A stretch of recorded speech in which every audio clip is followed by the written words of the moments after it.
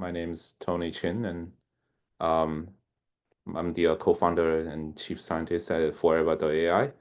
And we specialize in building conversational AI agentic systems tailored for SMBs. And today I'll be sharing some of our insights and experience on designing task-driven conversational agents for business phone operations, a field where AI is making a transformative impact. And here's what I cover today. We'll start by exploring what makes conversational agents different from traditional chatbots.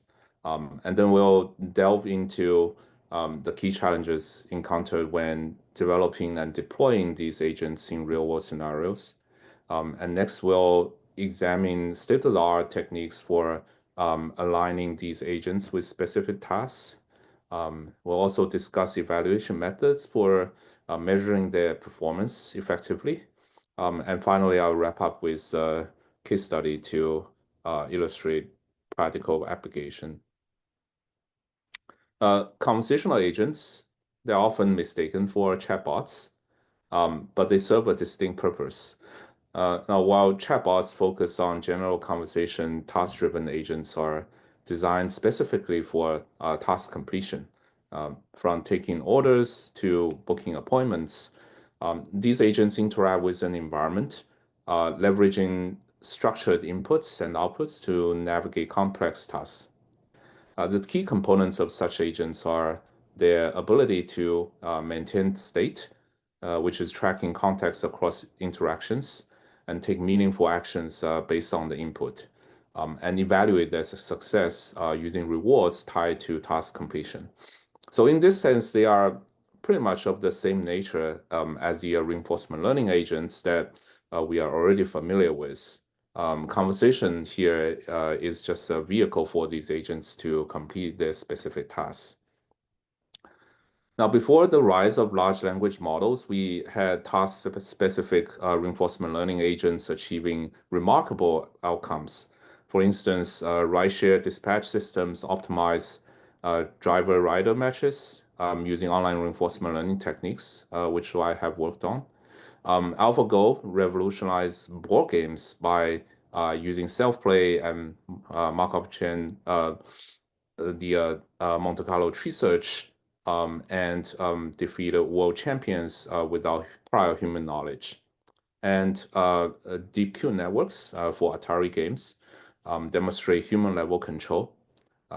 So these examples lay the foundation for the interactive agents by showcasing what's achievable with innovative algorithms.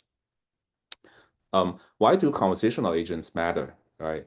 The growing complexity of business operations, that's from managing customer support to scheduling, has made automation a necessity.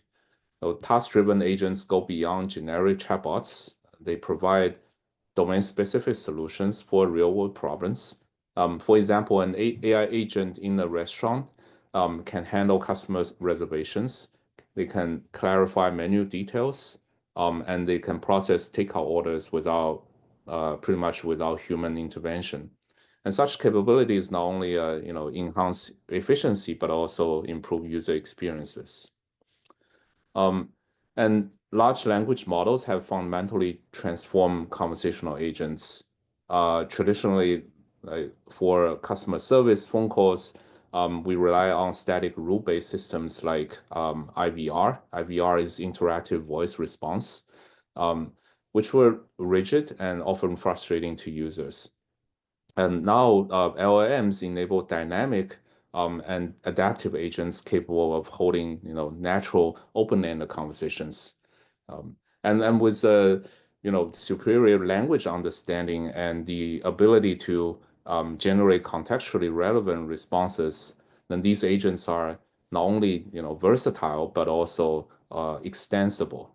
Right? They support continuous updates and task-specific adaptations. But all these exciting benefits, they don't come for free. As we'll see, there are a number of challenges unique to LLM-based conversational agents. First of all, managing multi-turn conversation is one of the most critical challenges in building a task-driven conversational agents. So unlike chatbots that respond to single-turn queries, task-driven agents must track, context over multiple terms, and at the same time ensuring that business goals are met. So let's consider a restaurant reservation system, right? Imagine a customer calling to book table. They provide the time and party size, but suddenly start asking about, parking options or dietary accommodations. The agent must not only, address these side questions, but also ensure that the conversation still circles back to collect all the required information like phone number or specific seating preference. And this balance between flexibility and focus requires a pretty robust dialogue state tracking to maintain and update conversational goals dynamically. But unfortunately, most LLMs don't have inherent planning capability. They can generate coherent responses, but they lack the structured reasoning needed to enforce such constraints. So ultimately, the challenge is to ensure that all necessary data is captured while the conversation goes fluid and user-friendly.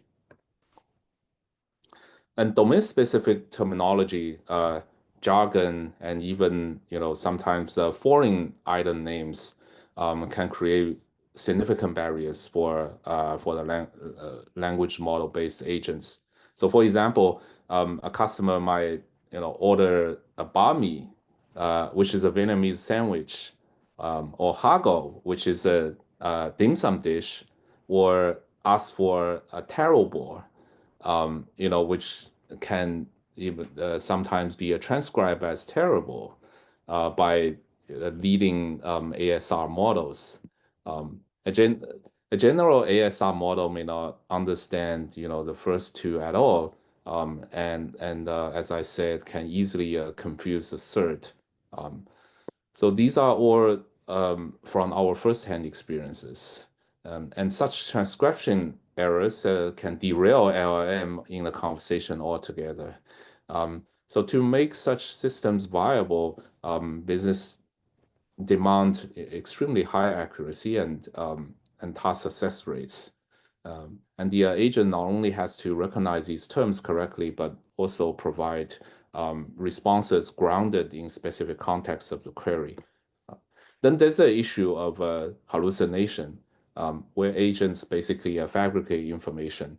Now imagine a restaurant agent allowing customers to order something that's not on the menu, right? Or forcefully claiming ingredients in the dish. Sometimes people asking about, certain dietary restrictions, and you can't just fabricate ingredient information, which is dangerous. And worse, it might even, offer incentives like discounts that don't even exist. And that could frustrate restaurants, frustrate stores a lot. So this typically happens when the context lacks relevant data, to ground the agent's response and prompting to fill in the blanks inaccurately. And logical reasoning, right, is another major hurdle for conversational agents. So let's break this down with some examples. Suppose you are building an agent to process orders at a pizza chain. The system must handle constraints like which crust types are available with specific sizes, or identify that a three-piece taco order is a single meal and not three separate taco orders, right? And temporal reasoning is equally critical. Like for example, launch menu items may not be available until may only be available right until 4 p.m. And the agent needs to understand and enforce such rules without confusing the user. And basic mathematical tasks, right, like summing up totals or applying discounts, They are very straightforward to human beings or calculator app, but are often not so much to LLM due to how LLMs process data. So in these cases, solution involve hybrid systems where external rule engines or mathematical solvers can complement the LLM's capabilities. And in combination, they offer both the flexibility and rigor. Now, a less obvious but fundamental challenge in building task-driven conversational agents is knowledge representation. And for these systems to perform reliably, the way we structure business data, like product catalogs, menus, schedules, they have a profound impact on their ability to deliver accurate responses. So take an example, take a restaurant menu. A simple text list might work for a small menu, but for larger menus with modifiers like size, toppings, or dietary preferences, more complex representations are pretty much needed. Should the data be formatted as a hierarchical structure, a table, or even an annotated image, right? Each choice affects how well the agent understands and processes the data. For instance, structured, context-rich representation often outperform linear or unstructured formats in terms of accuracy and relevance, according to studies in the literature. And research also shows that input format significantly influences the response quality of LLMs. Factors like order of examples, or the ordering, the framing style, or even the presence of irrelevant but semantically related inputs can also skew outputs. So ultimately, the challenge is to design representations that not only align with the agent's capability, but also accommodate the kind of dynamic updates needed, such as menu changes or inventory levels. And getting this right is critical to ensure conversational agents can meet the high expectations of the business. Um, Voice AI systems are usually latency critical, as we all know. Um, when users are interacting with a conversational agent over the phone, especially, even slight delays can lead to frustration, right? And business applications, especially in industry like customer support or food ordering, demand real-time responses. So that makes latency a critical bottleneck. From the modeling perspective, the most capable LLMs often fail to meet these latency requirements. Their inference times are too high for fast-paced dialogues. For example, uh, you wouldn't use the O1 model, right? Despite their superior reasoning capability, it's not a feasible candidate for voice conversational agents because it's a multi-step, the chain of thought involved in the inference time. Um, and on the engineering side, streamlining the ASR, LLM, and TTS pipeline is also essential if adopting this traditional architecture for voice AI agentic systems. ASR, by the way, is the speech recognition component, and TTS is the voice synthesis component. Usually, the architecture stacks these three components like in the pipeline. One promising direction involves speech-to-speech models, which bypass the intermediate steps to deliver responses faster. Right? However, without a dedicated ASR model, transcription accuracy still remains a challenge, as we are also seeing in models like the GPT-4 real-time audio model. So now let's talk about some of the frontiers for aligning agents to tasks. So to overcome some of the inherent limitations of LLMs, to common powerful techniques are being widely adopted: supervised fine-tuning and retrieval augmented generation RAG. Supervised fine-tuning involves training the model further on domain-specific data sets. Right. For example, an LLM fine-tuned on historical customer support transcripts will be able to better understand common queries and the appropriate tones for responses. And this approach helps tailor general purpose LLMs to specific business needs by aligning the model output behavior better. RAG, on the other hand, allows LLMs to dynamically pull information from external knowledge bases, right? So that the system can assess the most current and relevant data, such as inventory levels of the store or store policy changes, right, without having to go through the extensive retraining. And then RAG basically bridges the gap between static pre-trained knowledge and the real world operational requirements. So that makes it a very common component of conversational agents. And improving the robustness of transcription systems is another critical step. So here we can fine-tune ASR models on domain-specific audio, such as customer interactions in a particular language or accent, that can significantly enhance the performance on challenging words. Now, to fight hallucination in task-driven conversational agents, we also have several strategies here. And then first, it's still the fine-tuning models, and by training on high quality and curated data, the models can develop a stronger understanding of the relevant knowledge, and reducing their tendency to fabricate responses, right? So here, for example, a fine-tuned restaurant phone agent is less likely to invent a menu item or give out incorrect pricing, because it's trained on interactions that does not behave that way. And second, RAG that equips agent with the ability to dynamically access external databases, knowledge databases, during the inference time.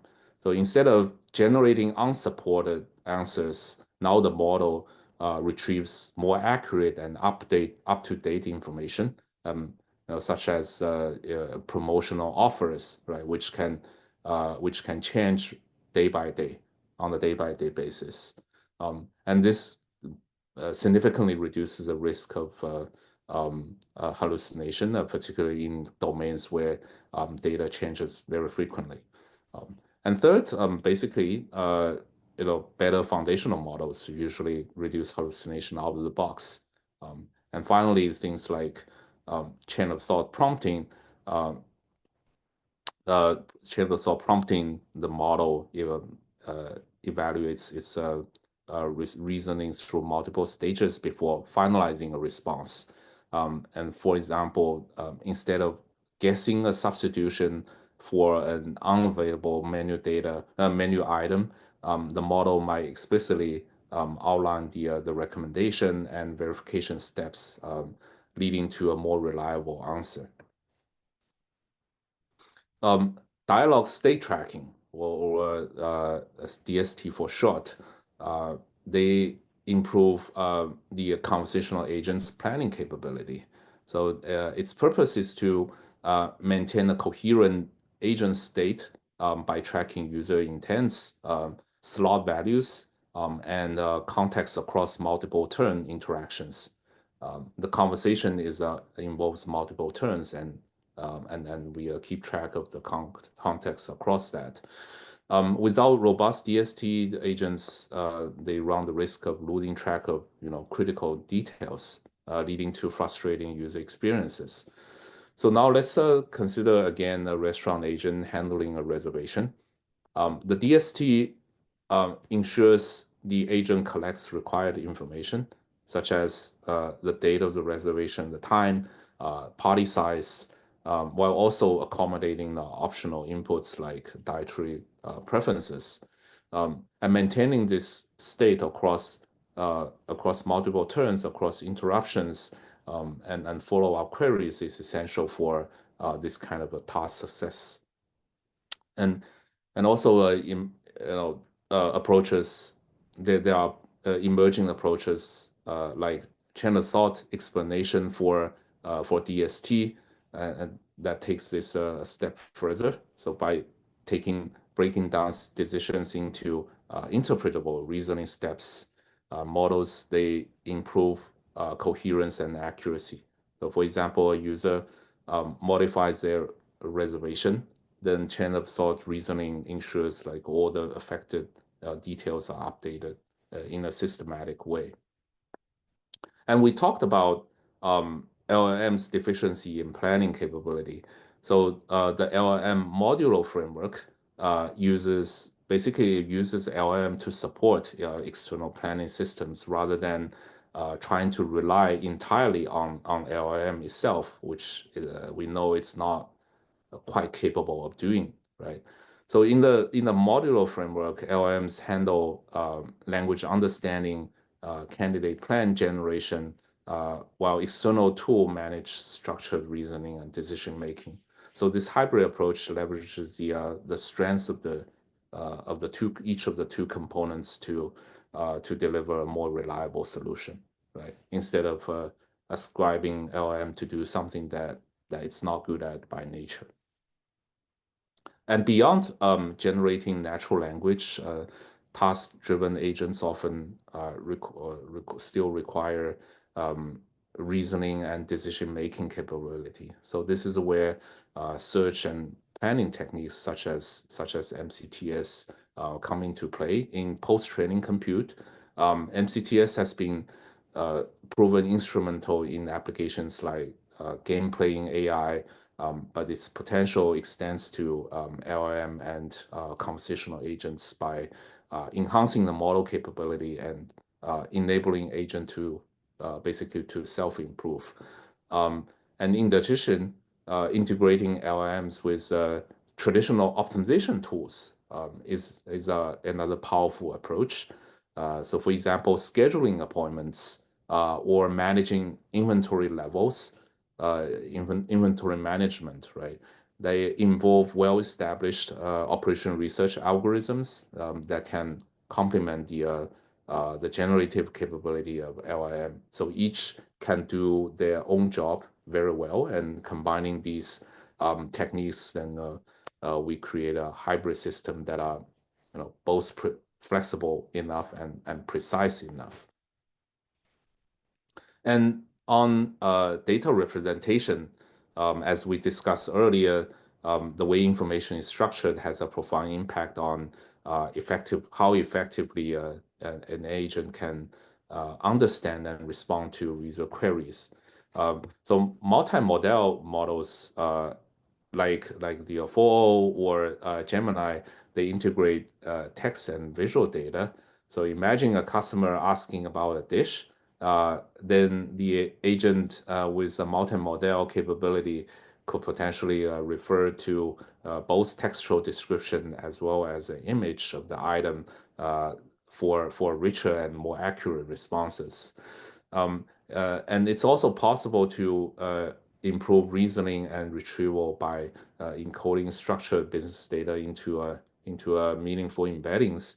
So for example, the sentence transformers can map menu items into semantic space, and that enables agent to make connections between related concepts and to handle ambiguous queries more effectively. Right. So afterward, experimentation is a key here, and businesses have to evaluate different data formats, linear, hierarchical, or multimodal, to find what best works for their operations. And to address the challenge of latency, right?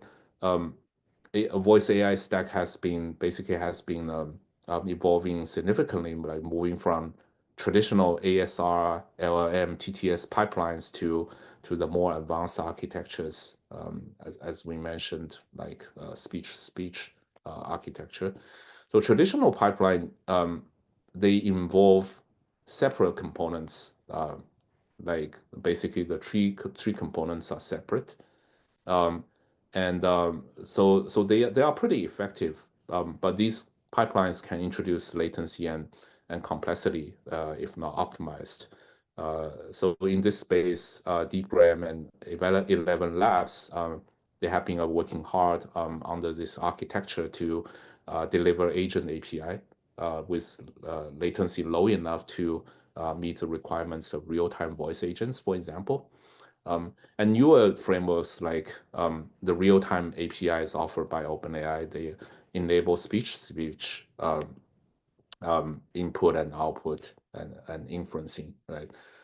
So naturally, they reduce the latency and also having the additional advantage like being able to understand audio tone and expressions. So that is something not be able to do by the traditional architecture where LLM solely works on textual information, right? Now basically the model takes in audio directly and can actually act upon like different tones and expression. Um, and inference optimization is another focus area by leveraging hardware acceleration, right? And frameworks like TPU and Grok, we can achieve significant performance gains and makes voice AI agents more responsive and more scalable for all kinds of business applications. Now, a prerequisite for improving agent performance here is evaluation, right? We need to know how we can judge the performance of the agent before we can optimizing them. And evaluating conversational agents require a fundamentally different approach from traditional LLM benchmarking, right? LLM benchmarks are often focused on singleton tasks like question answering, like summarization using metrics like MMLU and truthful QA. Agent evaluation, they must account for multi-turn interactions. Um, and in multi-turn conversations, performance hinges on maintaining context, achieving the task goals, and ensuring a smooth user experience. And metrics like task completion rate, dialogue success rate are vital here. And for example, in the restaurant scenario, the task completion rate measures whether the agent is able to successfully capture all necessary details to complete an order. And the dialogue success rate evaluates how seamlessly the interaction flows, including whether misunderstandings are resolved effectively, among others. And other customer metrics tailored to application include measuring efficiency through average handling time, how long you need to take to handle a particular inbound call, or error recovery rates. Right? Um, Another key difference is a role of a user's sentiment and satisfaction. Uh, so, so here, unlike the static LLM tasks, agent interactions directly impact customer perception.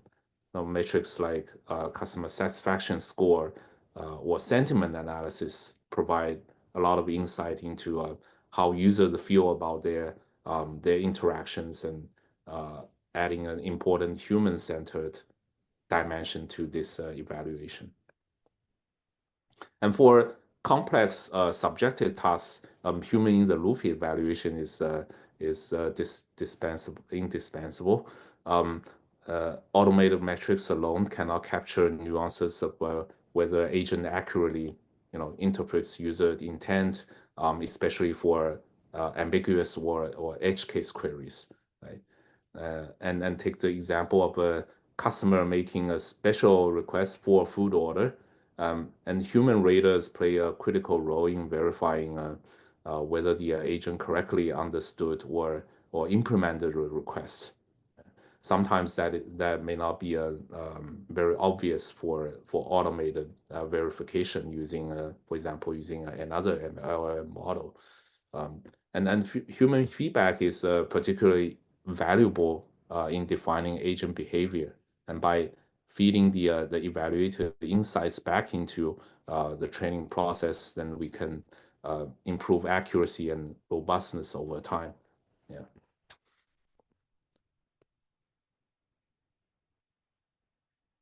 And then for automation, as I mentioned, the popular technique is LM as a judge. So that is to build agent to evaluate another agent's output.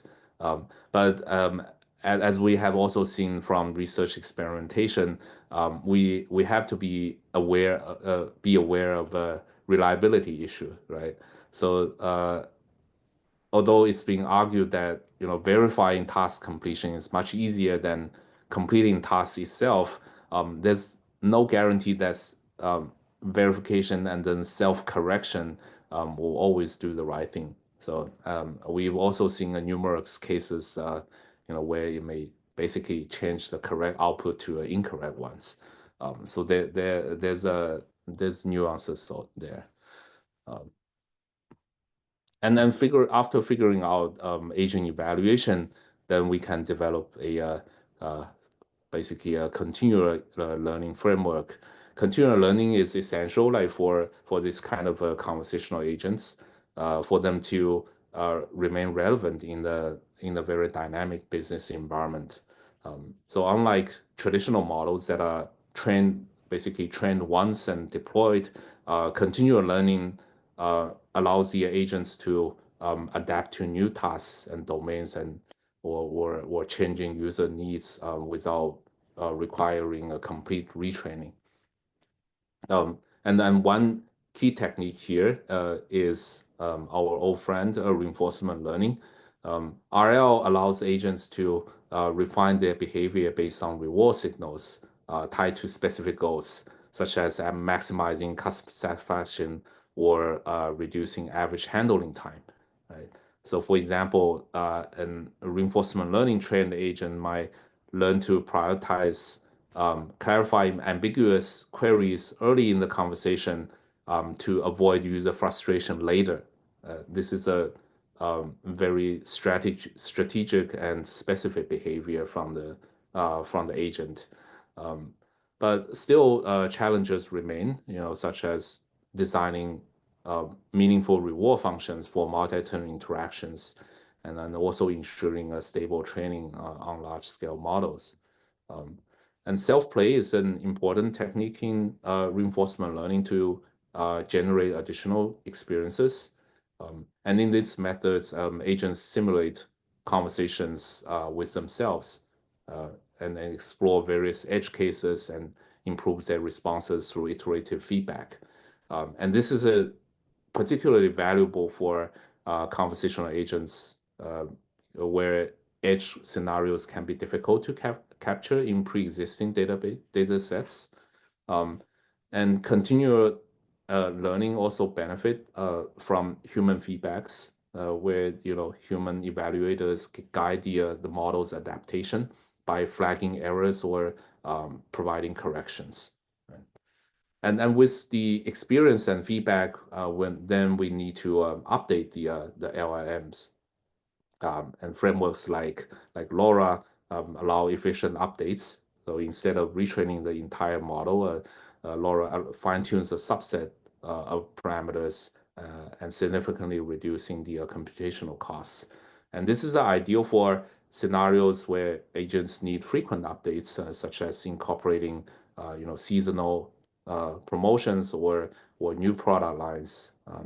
And we've also seen exciting new methods. That's the reinforcement fine tuning that tries to align models on performance instead of behavior, as in the supervised fine tuning.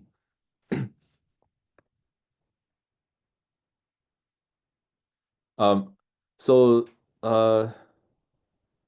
can I, Rishi, can I check on time? How are we doing? Feel free. It's about 20 minutes, but feel free. Okay. Yeah, feel free. Yeah.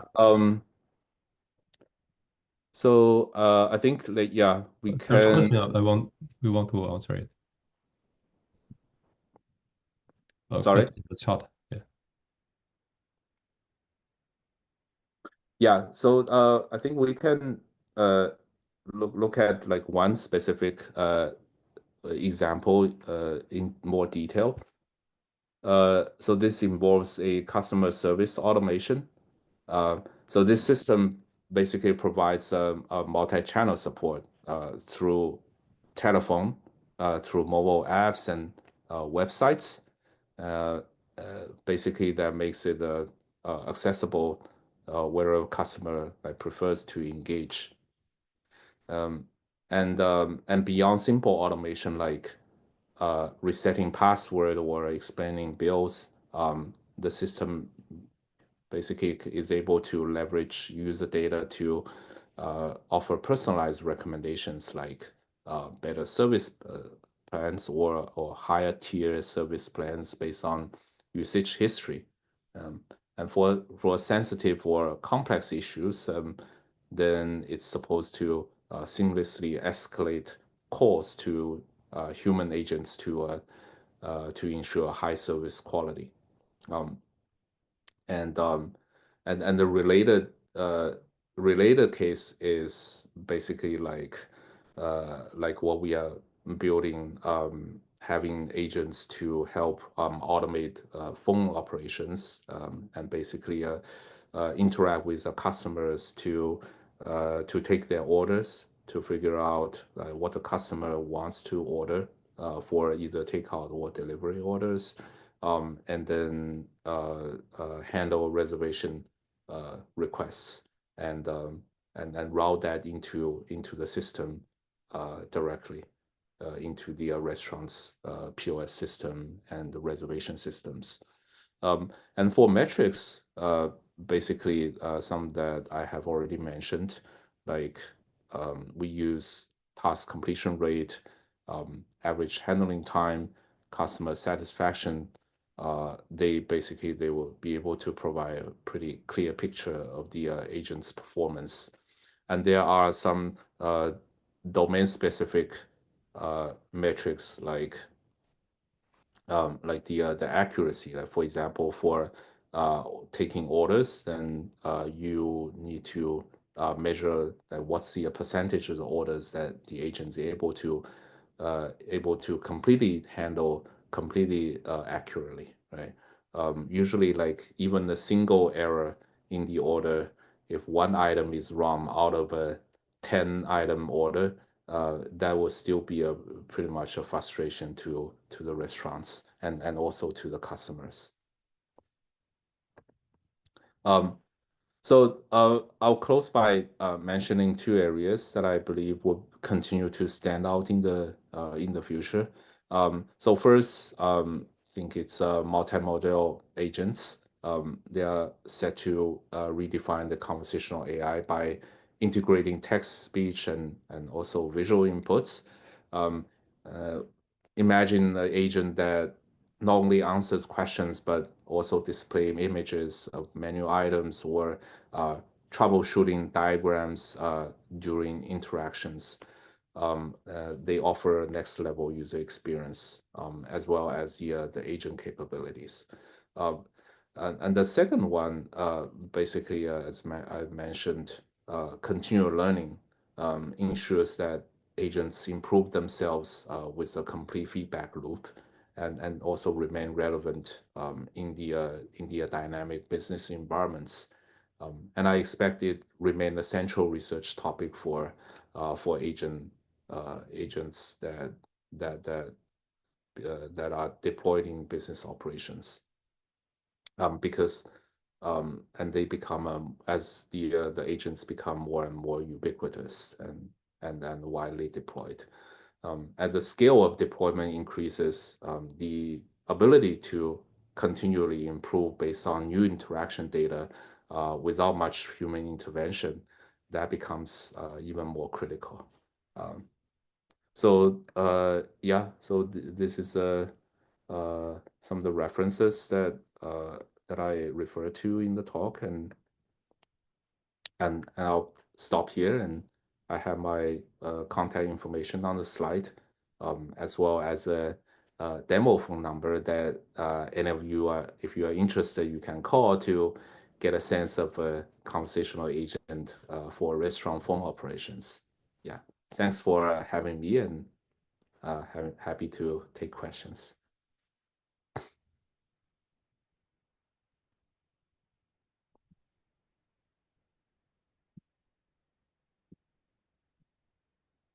Yeah, yeah, thanks for the great talk. I think there are several questions from the audience. Let me see. Yeah, I think the first question is asking about, using one agent to evaluate another agent, and if they have different results, then how to determine which one is accurate.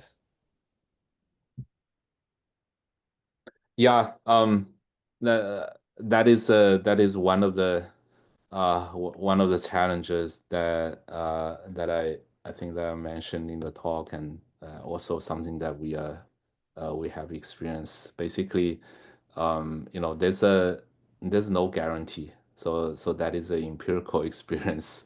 Um, a lot of time, I think having another model to act like a judge for for the central model, it helps. That it can correct some of the occasional errors that the central model makes. But there are also scenarios where the verification, the judge actually miscorrects the output. So so I think like one possible sort of mitigation is to you can have more judges, right? Like you can form a committee and then use some sort of voting and take the majority responses to determine your outcome. So that might be practically like useful. Okay, yeah, thanks. Yeah, actually, I wonder if the audience want to open the mic and talk with the speaker, like Haibin, for the next question.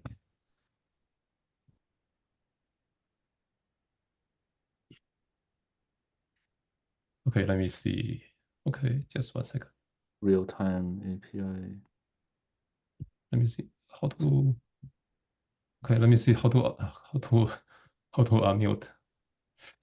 Yeah. I can speak right now. Okay, that's all right. Yeah, thank you, Yuxi and Tony. I'm very interested in the real-time API, speech-to-speech. I'm wondering, from API perspective, they just wrap everything inside the black box and provide an API.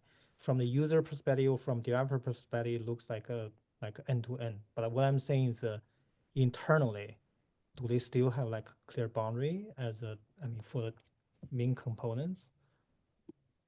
Or they train the model based on full end-to-end speech-to-speech? Got your question. So yeah, so different APIs might work differently. But in the case of like the OpenAI's the real-time API, I believe it's it's an end-to-end training. So it's basically the model is a multi-model model with the ability to accept audio input, and then directly inference with either text or audio output. There are some empirical like evidence or anecdote that we have from firsthand experience. So so sometimes you'll see basically I think the real-time API still has a pretty unfortunately pretty bad transcription ability. So if you talk to the real-time API, especially through the phone channel, which is a less ideal audio channel for voice AI, and you'll see sometimes the transcription is actually pretty bad. But still, the model seems to understand what you are talking about. So if it's really following a traditional architecture where you basically you make the ASR and LLM and TTS in tandem and in a pipeline, then probably it won't be able to like respond as good as we are seeing. So basically, I think from that, I believe it's an end-to-end model. Yeah, Yeah. the motivation to ask this question is how do you handle the accents? I'm saying if we use the traditional separation of key components, let's say the accent handling, you can localize to the ASR part. That means the later on the LLM and also TTS, you don't basically leave untouched, right? You just localize the problem. You just collect data for that particular accent, and anything else won't change. But if you have a full end-to-end training, how do you handle accents? So that means you have to retrain everything or including new data. It can cause a lot of mess, in my opinion. Yeah, I think that's definitely yeah, as you said, it's yeah, if it's a traditional architecture, then the challenge is more localized. That's right. But yeah, but it comes with challenge and benefits basically. That's right. The end-to-end model, because it consumes your raw audio and then directly produces the output. Sometimes it's able to overcome, some of the imperfections in transcription. Whereas like in a traditional pipeline, if your transcription, goes out of whack, what LLM in the downstream sees will be a pretty bad, and it can completely derail their responses. So I think that's one of the major advantages of the end-to-end model. Yeah, my subjective understanding is like it really depends. There's like no like a silver bullet that can solve all of situations. It really depends on the application. As you said, if you're talking to like a so-called professional use case, maybe the accent wise you don't worry too much. But if you're talking for the purely consumer like a restaurant, that means the customer can be anybody. So in that case, it's totally auto control.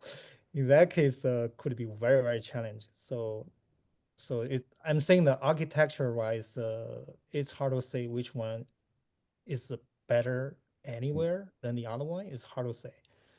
Yeah, agree. Yeah. So I guess that's why, we are also seeing other players API, like for example, DeepGram, and I believe 11 Labs is also rolling out their own agent framework. So those framework actually, like basically they are based on traditional architecture, like still having separate ASR, LLM, and TTS models in there. Although they have made an effort to make the latency really low. And so Yeah, yeah, just so okay. that is still has a position to play nowadays. Yeah, thanks. Sorry, before other people, I just want to ask another follow-up question. So just from your company perspective, for AI, so the motivation to use this kind of AI stack for restaurant, I look at your website. So what's the motivation? I mean, for targeting that particular application, is it because the technology consideration, or is it from a business perspective? Because for different application, you might apply different architect or whatever. So what's the motivation? What I'm saying is that can you apply your technology or whatever with minimum change to totally different domain application case, or what's the motivation? target restaurant at the first place. Oh, okay. Yeah. We believe that, from vertical to vertical, at least for some of the more distinctive verticals, you have to build fairly differently in order to make it work in specific vertical domains. Because it's not just about LLMs themselves or even the voice AI stack. It's about the whole workflow. Because like each vertical, each domain has their own set of business workflow requirements. And like for example, the POS integration or reservation system are unique requirements in basically in the restaurant or hospitality domains. And maybe in some other domains, like you don't work with POS system, for example, right? So those are some of the very distinctive characteristics. Okay. Yeah. That makes sense. Yeah, thank you, Tony. Yeah. Looks like Ashley also has the question here. Ashley, do you want to speak up to share your question to the audience? Hello. Can you hear me? Yeah. Okay, so thank you for the talk, Tony and Yuxi. And my question is related of the data used for the training. So for train task-driven agent, as you mentioned here, for example, for like a phone call agent, and it can automatically do some task for the customer, like scheduling some meetings. And I'm wondering, does this require interaction, like for the training part? Is it require just interaction with environment, or is using some offline data for training? And if it's using offline data for the task specific kind of agent, what's those offline data look like, and how they are used in the fine tuning with the RL? Yeah. So I think it very much depends on like what method you are using. So for example, if you use the more common supervised fine tuning, which is a feature offered through major LLM players, then you can use offline data. Now the question becomes like, how do you assemble a good set of data for fine tuning, right? Like usually they require you to supply, like for example, a set of 100 examples of interactions and so on. And so what you put into that data set is pretty critical to the performance outcome of the fine tuning. So you can imagine that kind of a loop that you run your agent, you have interaction data, and then you have some sort of checking evaluation and selection step, and then you have that basically feed that into the fine tuning algorithm. Yeah. Yeah. Usually we know that like the conversational agent could provide some suggestions of solutions, but not necessarily just directly apply the solution for the customer. And for example, for realizing the solution, usually it like to just for human cases, right? They probably just type in some content to the software, and so how do you abstract that into some data used for training? Like it's not just conversation or instruction to use, software, or it's probably some action to be taken with the software, or like It needs Yeah. to give the action or give the instruction to the actual application to realize that task. So Yeah. It feels to me like this is a case of probably training or fine-tuning the model for specific tool use or function call, right? So the LLMs usually pre-trained LLM usually come out of the box with function call capability. But maybe in this case, like you want to improve the accuracy of function calling for specific tools, right? So that might justify the cases for additional fine tuning on that part. Yeah, because yeah, for it's your the behavior. example of like scheduling meeting, I thought that's probably based on some software, but maybe not. Yeah. Okay. Yeah. Now the behavior of the agent becomes making sure to collect all of the required information that a scheduling algorithm can operate correctly, right? Also, that action also be used as input to the fine tuning. So it's not like a downstream. Okay. Thanks for the answer. Well, looks like so you provide a demo phone number here. Looks like Haibing also requested. If you still have time, do you want to maybe show the audience how foreva.ai it works?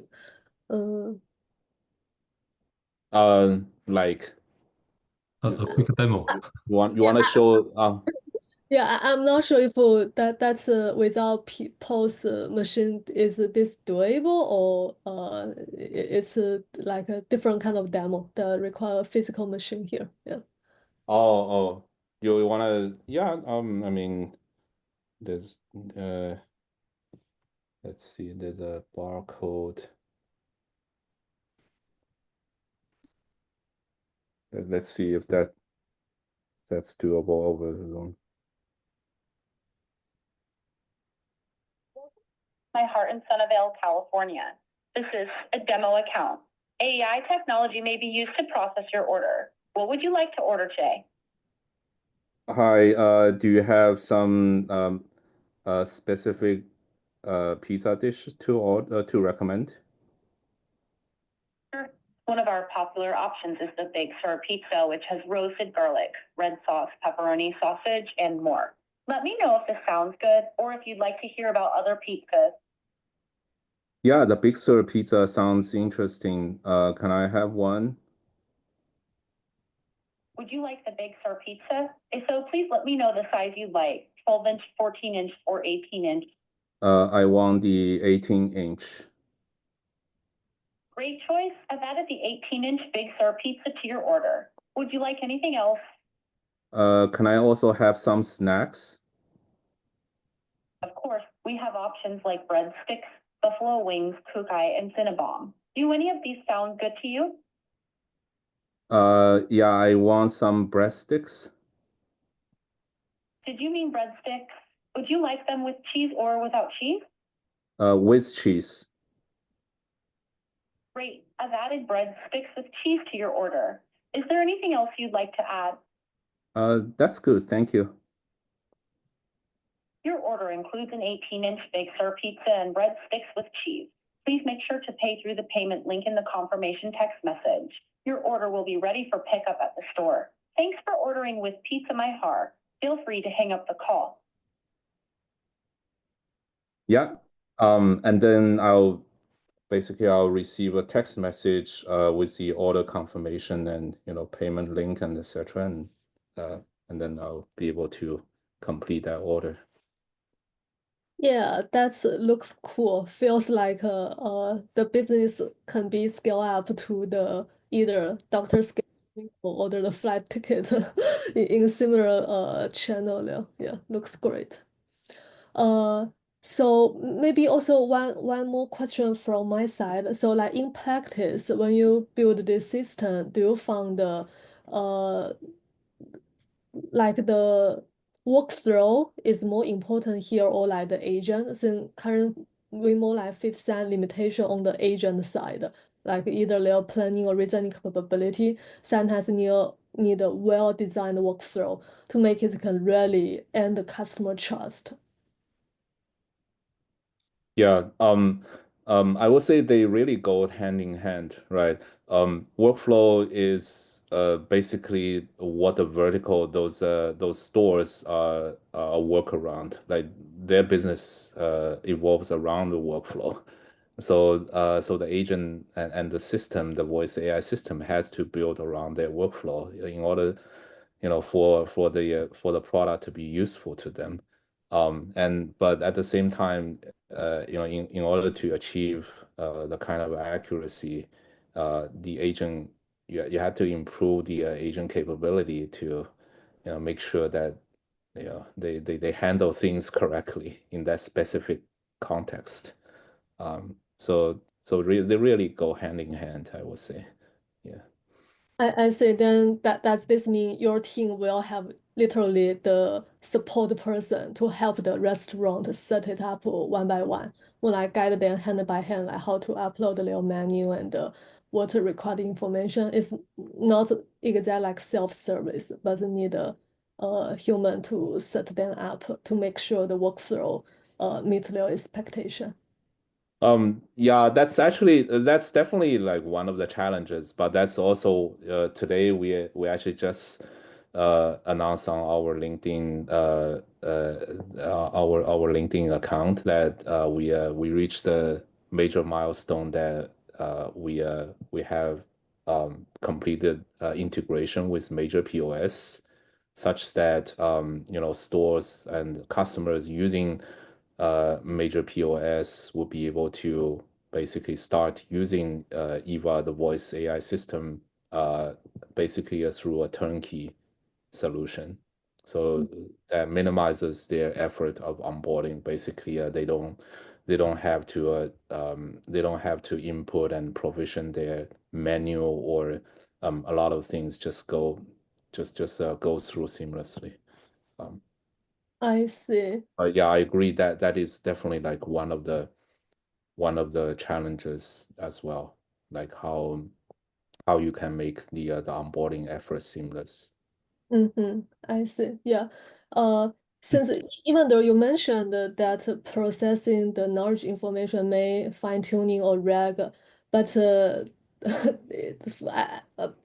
now it's really necessary, like for this limited number of information, which in the current language models context size, I mean their window, they can digest all the menu. Do you need a RAG here? I feel even RAG and fine-tuning, they are not necessary, more like just put the data in a structured format that is more critical. So I'm not sure, or is your team also looking into RAG and fine-tune to improve the agents' understanding capability here? Yeah, I think if you can, for example, assemble all of the information, the superset, like a priori, and you have enough context window, then definitely a faster starting point is to dump everything into it and see how it goes, right? Um, and until specific cases and requirement arises that it becomes necessary to load information in a more dynamic manner, then you start to seek into the different techniques. They are there and they are available, and then they can be pretty effective. I see. Yeah, thanks for sharing. Maybe just last one. So I would say like your is also one agent enforce to replace the customer service here, and also in one latest like Sam Altman's blog mentioned his vision of AGI that very confident agent gonna join the workforce. So how is you view this vision like in 2025, how this gonna scale up and not just in customer service and in all the even white collar workplace, how this how you view this thing gonna happen? How soon this will be there? Yeah. I think that AI and agent will be our good companion. Let's put it this way, right? Like definitely you know they are going to complement each other, and so that allows us to basically do whatever that we are better at, yeah, and be more productive. So Mm-hmm. at least that's for 2025, I think. Yeah. I see. Yeah. Mm-hmm. Yeah, cool. That's all the question. Any other question from the audience?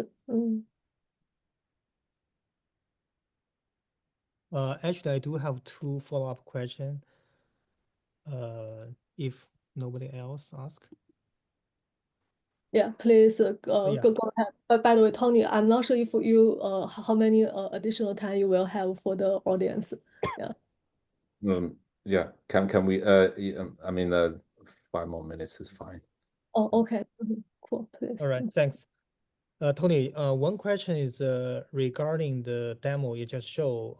Essentially, I'm saying in practice, a pretty smooth conversation, but in reality, especially for ordering, it's very common for people to not cancel, but like make a lot of change, right?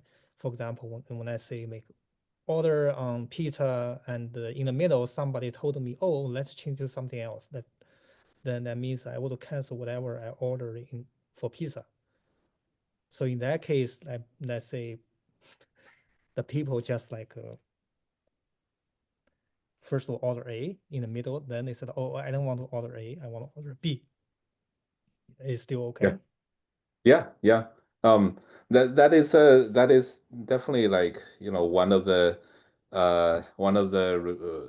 hard requirements that this kind of conversational agents have to achieve, have to satisfy, because that's very common. Like basically, Okay. you order something, you make modification in the middle, and then you go on, and maybe you sidetrack for a little bit. Like if you are driving, like there might be some distraction, and then you come back. And yeah, I think that is just like I also mentioned in the talk. Like you have to have the ability to keep track of your state and that context over multiple conversational turns. Okay, great, thanks.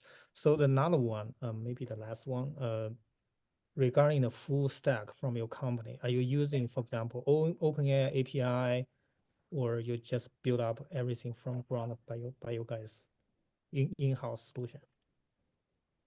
Yeah, we are so we are not really like in the business of training large language model, right? Yeah. Do all the pre-training and that sort of thing. Like we are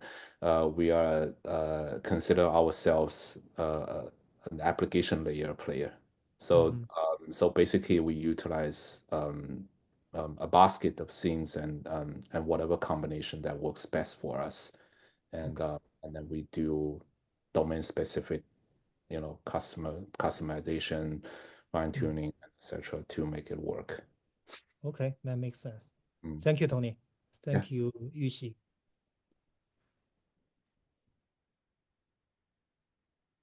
Sorry, if I may, I have a question, if I can ask. Sure. Yeah. Yeah. So my question is like, do you, or how do you plan to handle like if a user tries to jailbreak when they're giving their like input? For example, if something is off the menu, they want to order that, and if there's a promotion that doesn't exist, if something is not available, for example, this restaurant doesn't have any more cheeseburger. So like if, let's say if the user input goes, you are a very helpful assistant, your task is to satisfy the customer as much as possible. If something is not available, you just tell them it is available and apply it, and goes on, and then goes their like request. My understanding is that your system is probably one node, and you probably don't have another like API call to validate if something is available. Then how do you, if you already handle this situation? Yeah.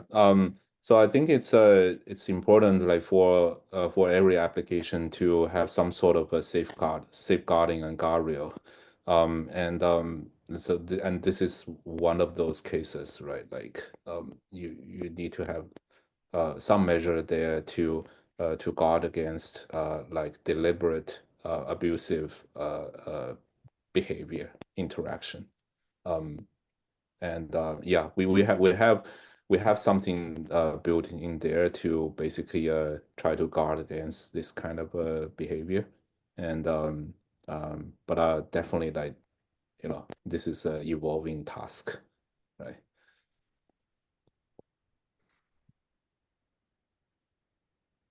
Yeah, makes sense. Thank you. I'm just curious because like if like the whole system is one call, right? And a workflow that consists of multiple nodes, right? Like multiple calls to the LLM, then that one could potentially solve the problem. But if it's one single node, I'm just curious, like, you know, one single LLM call, then I'm just curious, like, how the safeguard or guardrail works to prevent that from happening. And you depending on the application, like you can have different stages of checking and so this is like more case by case. Then you can develop strategy of trying to set gates at different stages and try to review and set a guard. Yeah, makes sense. Yeah, of course. Thank you. Thanks. Hey, I want to follow up the question from a previous audience. So I wonder, he asked about the change of the conversation. So I wonder if a customer, let's say, may ask a question, just want to collect some information, or the customer just want to order something. So that's different intention, right? And I wonder, in your backend, do you maybe have multiple slots that you need to fill the information into individual slots so that when customers change their topic, conversation topic, and then you just grab the relevant slots to feed those information from the slots to the large language model to, you know, to answer properly. This is the first question. The second is so the question is, do you have how do you implement a dynamic or proper slot that can keep on supporting different conversations? The second is, does your software recommend recommend something? Let's say if I order pizza, maybe you can, based on similar customers, you may recommend something to me. So yeah, those are my questions.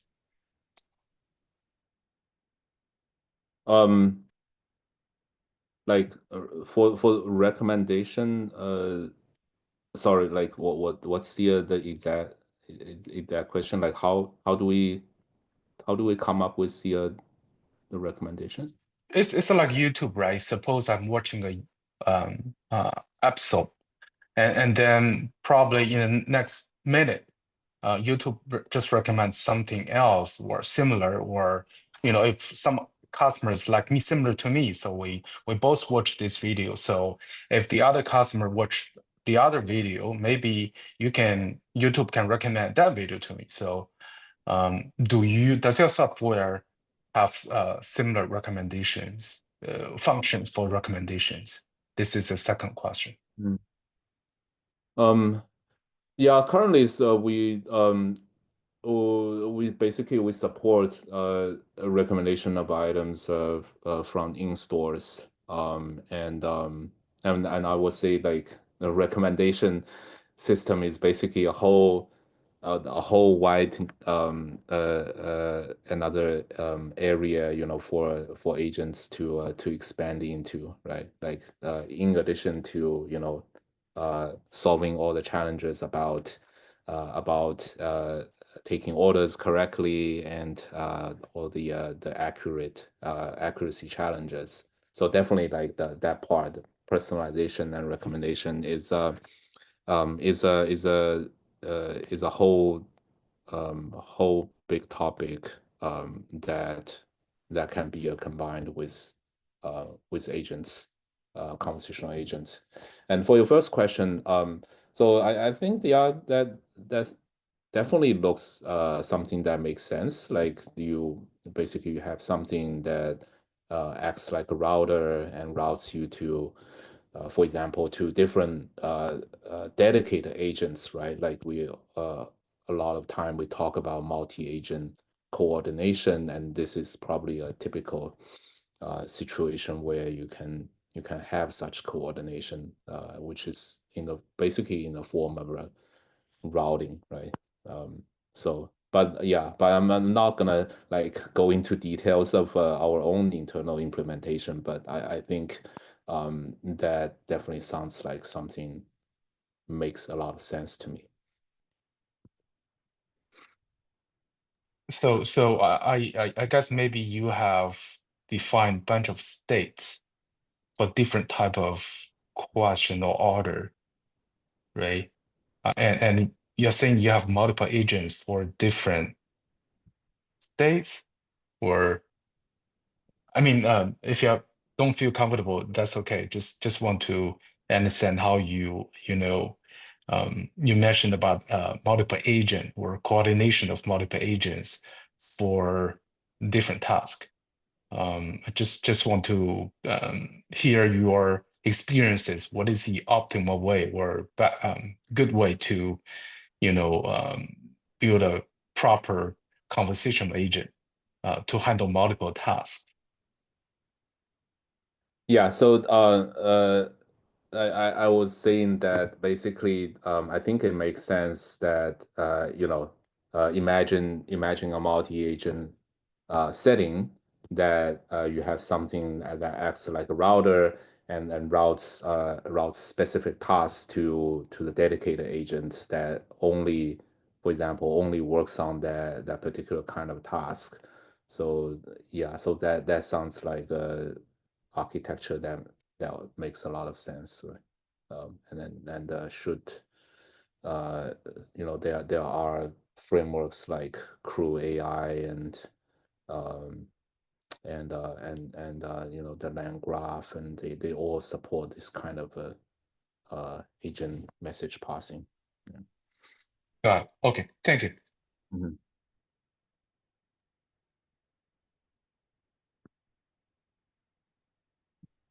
Yeah. Okay. Okay. I think Yeah. Thanks a lot. Thanks for the wonderful talk, and thanks for Very the appreciated. audience. Yeah. Great talk. Yeah. Yeah. Thanks a lot for having me. Yeah. Thanks a lot.